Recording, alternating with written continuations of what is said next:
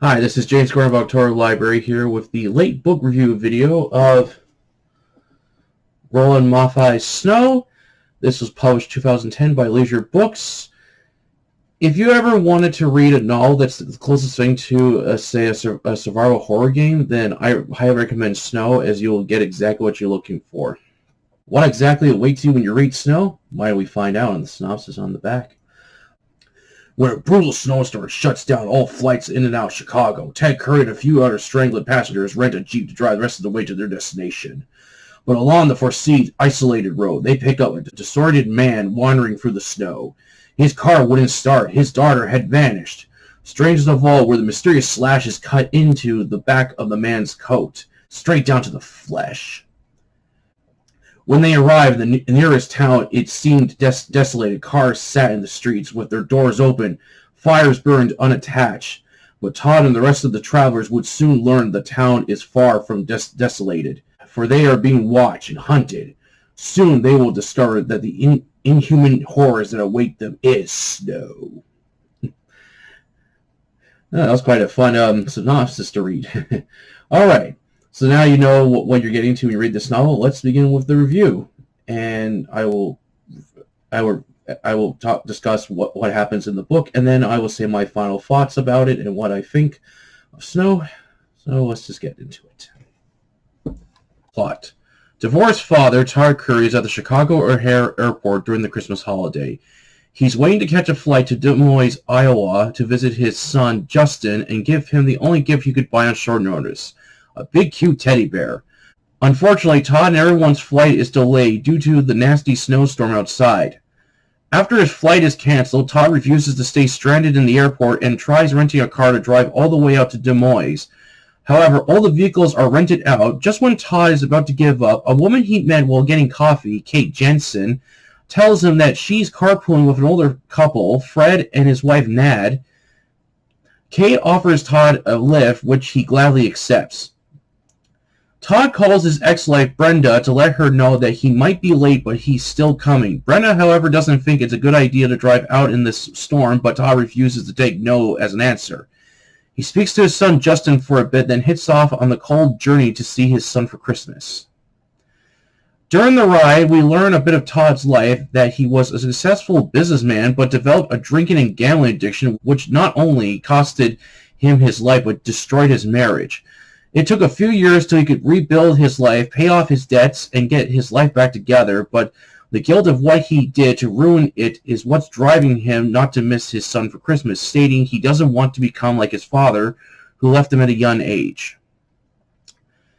During the long drive, Todd, Kate, Fred, and Nat are the only ones driving on this empty, snow-covered road. They all realize if something happens, they are on their own. Suddenly, Todd spots a man standing in the middle of the road, which causes him to swerve the Jeep Grand Cherokee and crash into a ditch. When they go to check on the man, he claims that his car broke down and his 2 children have gone missing during the snowstorm. Feeling annoyed that Todd could have hit the man and now his chances of reaching Justin might be over as the Jeep's radiator is damaged. Taking the man with them, they drive further down the road till they find his car. After proving the car belongs to the man, suddenly his 2 children appear out of the darkness with no faces and attack him. More horrifying creatures come out of the darkness, forcing Todd, Kate, Fred, and Nat to run through the thick forest till they spot a town called Woodson. However, just as they reach a convenience store called Pack and Go, their problems are about to get a lot worse.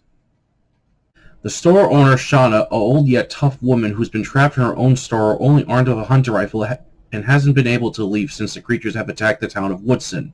Shauna orders them to show their backs to ensure that no one has been taken over by these creatures. She states that these things attach themselves to people's backs and use their bodies as a source of energy and transforms them into nasty creatures with arm blades that can slice through metal. If the body is badly damaged, they'll abandon it and search for a new one to use. The whole town is cut off from the snowstorm, with the creatures roaming around, unable to send a call for help as every phone is down and cell phones from this area aren't working. Also, none of the vehicles work too, forcing the survivors to travel on foot. Unsure if anyone from the outside world will be able to help them or not, Todd and the others try finding a way out of Woodson while being hunted by the creatures searching for a fresh host.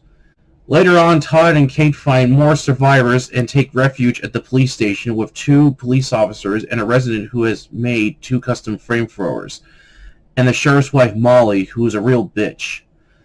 Brendan tells Todd that he's been unable to send a call for help with a phone and a computer. Todd remembers his laptop and thinks he can send an email using the police radio tower. However, he left it back in the Pack and Go store and has to go get it. All 3 men head out in the blizzard outside to reach the convenience store while Kate watches over a group of children with Molly getting on her nerves. Just as Todd returns back to the station with his laptop with the others, the monsters are attacking the station. Todd frantically tries sending an email for help while Kate and the others are fighting off the monsters, trying to keep them from busting through the police station. This might be their last Christmas together, if they make it alive, that is. Now onto my thoughts on this novel. This was a fun novel to reread again. I remember finding Snow in a convenience store back in 2017, and I'm glad I bought it. Snow reminds me a lot of the Japanese survival horror game Silent Hill. Similar with the whole town being isolated from the outside world, people not only fighting against terrifying monsters, but even the residents themselves. My only complaint with Snow was there are some scenes that are interrupted by flashbacks during the intense moments that really come out of nowhere and force the reader having to go back and forward again in the story. One scene with Shauna struggling to get into a house after being nearly killed by a creature then flashes back to when Woodson was evaded by these monsters, then goes back to her trying to heal her leg. And some unwanted melodrama that I didn't like either. I also didn't like the scene where Todd and Kate are being held in the church by a teenage boy, Chris, who easily knocks Todd and Kate out and is able to beat Todd in a fist fight, which Todd at times could have killed Chris, but chose not to, and this nearly cost him his life. Just glad it didn't have the religious bitch from The Mist. As for the ending, while happy, but it left a few unanswered questions. Overall, I still enjoyed this novel. It's perfect to read during the winter season, especially if there's a snowstorm outside of your home. I got a few other Roland Malfi novels that I'd like to check out. If you haven't heard of Snow, then I say go check it out if you ever want to reach the closest thing to Silent Hill. Alright, that's it for the review today. I hope you all enjoyed it. Again, sorry for the delay. I just got really busy doing stuff and trying to finish the last pages of Neuromancer was a real struggle, let's just say. I'll explain more of my review of it later after I'm done this video. Be sure to check out my Facebook group, October Library, and subscribe to the YouTube channel of the same name, a place where you can post, share, review fiction. Until next time, I'll catch you later. Bye.